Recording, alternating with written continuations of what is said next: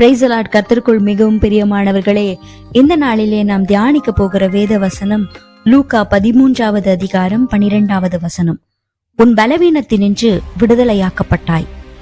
ஆம் அருமையானவர்களே, ஒருமுறை நமது அருமை ஆண்டவர் இயேசு கிறிஸ்து ஓய்வு நாளிலே ஜப ஆலயத்தில் போதகம் பண்ணி கொண்டிருக்கும் போது 18 வருஷமாய் பலவீனப்படுத்தும் ஆவியை கண்ட ஒரு ஸ்திரீயை அங்கே கண்டு அவளை தம்மிடத்தில் அழைத்து, ஸ்திரீயே, உன் பலவீனத்தினின்று விடுதலையாக்கப்பட்டாய் என்று சொல்லி அவள் மேல் தமது கைகளை வைத்தார்.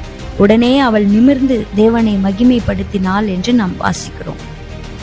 இதுல முக்கியமாக நாம் தியானிக்க போகிற வார்த்தை என்னவென்றால் 11வது வசனத்திலே அவள் எவ்வளவும் நிமிரக்கூடாத கூனியாயிருந்தாள் என்று வாசிக்கிறோம். எவ்வளவும் நிமிரக்கூடாத ஒரு நிலைமை, எப்படிப்பட்ட நிலைமை என்று நாம் சற்றே தியானிக்கும் போது, அவள் முயற்சி செய்து பார்த்திருப்பாள். அவளுடைய முயற்சிகள் அவளுக்கு பலனே கொடுக்காது. கைவிடப்பட்ட ஒரு சூழ்நிலை. யாராவது அவளுக்கு உதவி செய்தால் கூட அவளால் முற்போக்காய் செயல்பட முடியாத ஒரு தள்ளப்பட்ட ஒரு சூழ்நிலை. இந்த சூழ்நிலையில நம்ம கூட இப்பொழுது கடந்து சென்று கொண்டிருக்கலாம். பண பிரச்சனைகள்ல நிமிரக்கூடாத ஒரு சூழ்நிலை, வியாதியின் படுக்கையில நிமிரக்கூடாத ஒரு சூழ்நிலை, பிள்ளைகளுடைய வாழ்க்கையில, குடும்பங்கள்ல, சொந்த பந்தங்களின் மத்தியில எவ்வளவும் நிமிரக்கூடாத ஒரு சூழ்நிலை. என்னால முடியாத ஆண்டவரே, இது என்னுடைய கையில இல்லை, எல்லாம் முடிந்து போய்விட்டது, கைக்கு மீறி போய்விட்டது என்று நாம் புலம்பிக் கொண்டிருக்கலாம். நமக்கு ஒருவேளை கடன் பிரச்சனையில நாம் நிமிர முடியாமல், எனக்கு வழியே இல்லை ஆண்டவரே, என்னுடைய வருமானம் இவ்வளவுதான், நான் மதியனமாய் காரியம் செய்தேன், இன்றைக்கு கடனாளியாய் நிற்கிறேன், எனக்கு உதவி செய்வார் கூட யாரும் இல்லை, நான் யாரிடத்திலே போய் கேட்பது என்று நிமிரக்கூடாத ஒரு சூழ்நிலையில் நாம் இருக்கலாம். நான் நிந்திக்கப்பட்டு விடுவேனோ என்ற ஒரு கவலை நமக்குள்ள இருக்கலாம். ஒருவேளை பலவீனத்தின் நிமித்தம் மருத்துவர்களால் கைவிடப்பட்ட ஒரு சூழ்நிலையில நாம் தள்ளப்பட்டிருக்கலாம். இது பரம்பரை வியாதி, இதுக்கு மருந்து இல்லை என்று சொல்லி இருக்கலாம். அல்லது நம்முடைய வியாதிகள் முத்தி போன ஒரு சூழ்நிலையில நாட்கள் குறிக்கப்பட்டு நேரங்கள் குறிக்கப்பட்டு இருக்கலாம். நிமிர்ந்து பார்க்கவே முடியாத சூழ்நிலையில தள்ளப்பட்டிருக்கிறேன் ஆண்டவரே என்று நாம் இருதயத்திலே ஜெபித்து கொண்டிருக்கிறதை கர்த்தர் கவனிக்கிறார். நாம் அந்தரங்கத்திலே வடிக்கிற கண்ணீரை கர்த்தர் வெளியரங்கமாய் கொண்டு வந்து அதற்கு பதில் கொடுக்க அவர் போதுமானவராய் இருக்கிறார். என்னால நிமிர முடியாதுப்பா, என்னுடைய கரத்துல எதுவும் இல்லை ஆண்டவரே, எனக்கு நீங்க உதவி செய்தால் மட்டும்தான் ஆண்டவரே இதிலிருந்து விடுதலை என்று நாம் ஆண்டவரை நோக்கி ஆண்டவர் மீது விசுவாசத்தோடு இருந்தால் மாத்திரம் போதும்.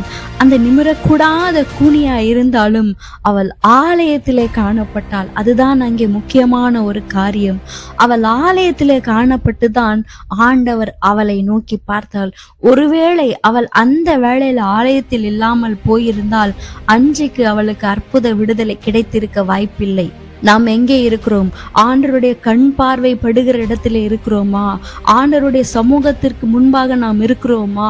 ஆண்டவர் மீது விசுவாசத்தோடு அவருக்காக காத்திருந்து என்றாவது எனக்கு ஒரு அற்புதத்தை ஆண்டவர் செய்வார் என்கிறதான நம்பிக்கையோடு நாம் ஆலயத்துக்கு கடந்து செல்லுகிறோமா என்பதுதான் இங்கே முக்கியமான ஒரு காரியம்.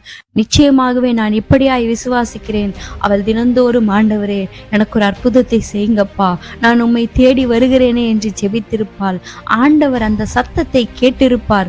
ஆண்டவர் அவளை கண்ட மாத்திரத்திலே அவளை தம்மிடத்திலே அழைத்து தாமாகவே முன்வந்து அவள் மீது தன்னுடைய கைகளை வைத்து அவளுக்கு அற்புதத்தை செய்திருக்கிறார்.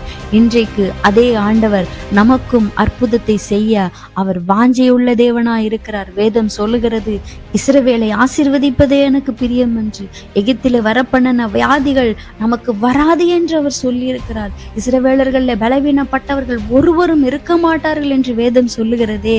அப்படியாக நம்முடைய பிரச்சனைகள் எதுவாயிருந்தாலும், நம்முடைய போராட்டங்கள் எதுவாயிருந்தாலும், நிமிரவே முடியாத சூழ்நிலையாயிருந்தாலும், நாம் கர்த்தருடைய சமூகத்தில் இருக்கும்போது, கர்த்தரை நாம் நம்பி ஜீவிக்கும் போது நிச்சயமாகவே அந்த நிமிர முடியாத கூனிக்கு விடுதலை கொடுத்த தேவன், அற்புதத்தை செய்த தேவன் நமக்கும் செய்வார் என்பதை இன்று நமக்கு ஆணித்தனமாக ஆண்டவர் நமக்கு சொல்லுகிறார். ஆமேன்.